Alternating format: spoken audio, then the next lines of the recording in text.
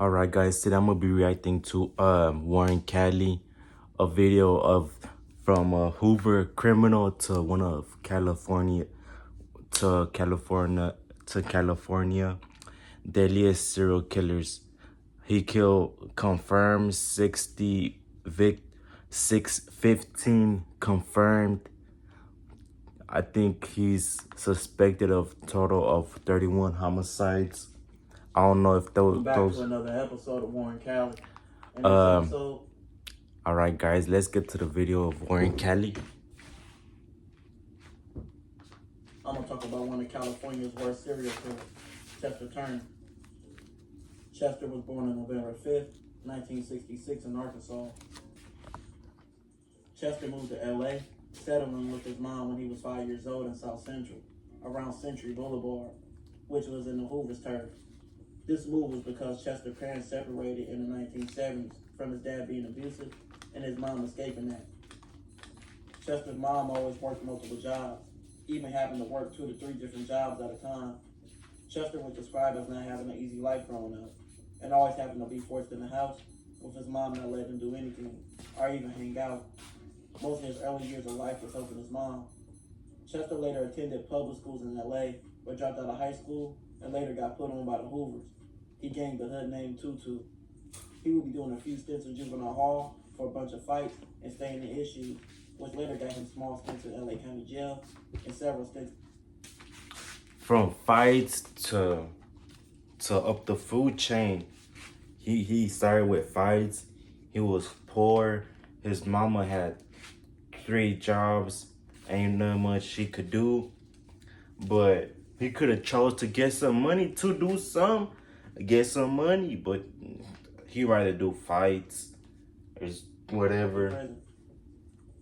Chester, by his 20s, ended up working for Domino's Pizza as a cook and a delivery person. He lived with his mother until she moved to Utah. After that, he moved around to different homeless shelters and missions where he also worked as being a security guard. Chester began selling dope in his hood and later got jumped and robbed for his dope. Wow, he was selling dope in the hood. He got robbed, jumped, beat up. Damn, that's crazy. In his own hood, that's insane. On his face, which they slashed him. Ooh, dang, and they put a $150, like how they say in New York. They put a $150 on them. Around 1992, Chester began a rocky relationship with a woman named Felicia. Police said over the years, the couple had a child, but fought constantly, and during one violent altercation, a relative of Felicia intervened and shot Chester. Ooh. The next few years was jailed 7 times, from 1995 to 2002, 6 for non-violent offenses, and once for an assault charge on an officer and a cruelty to an animal on April 9th, 1997. Nah, bro, what the heck? Cruelty to an animal? Doesn't that raise an eyebrow?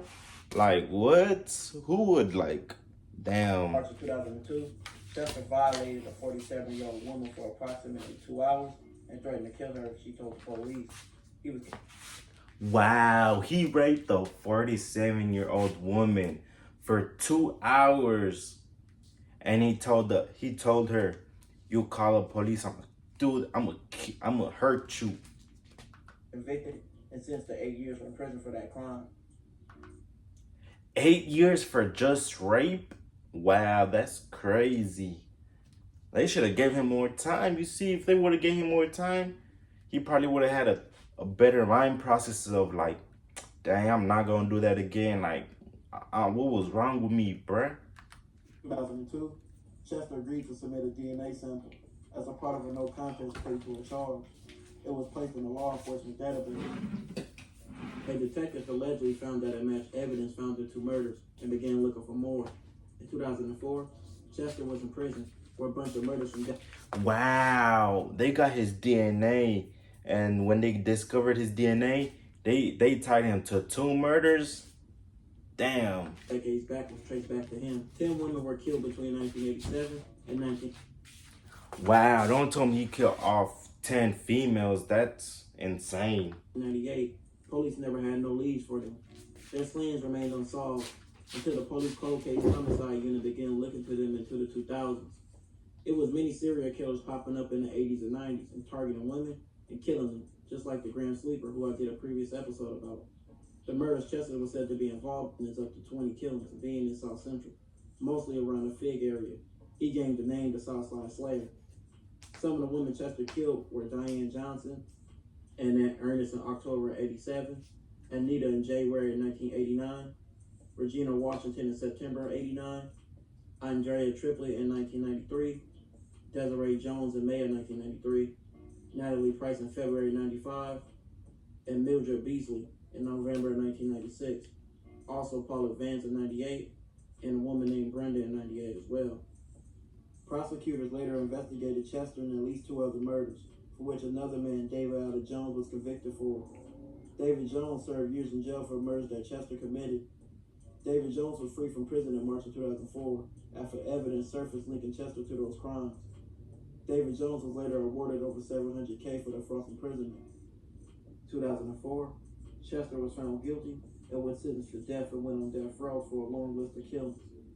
On June 19, 2014, Chester was found guilty of several other murders. After DNA linked Chester to the killings, he received another death sentence for those murders on June 26 of 2014. In 2021, Chester did an interview with Phil Chalmers on his YouTube channel, which he described his life and things he did. As of 2022, Chester is 55 and in San Quentin State Prison on death row. Chester was a menace, killing all those innocent women and destroying families, killing mothers, daughters, and wives. Chester had no remorse for his crimes. He'll forever go down as one of the craziest serial killers in California history, the Southside Slayer. This was concluded. Dang, that's crazy. All right, well, guys, like, comment, subscribe, and share.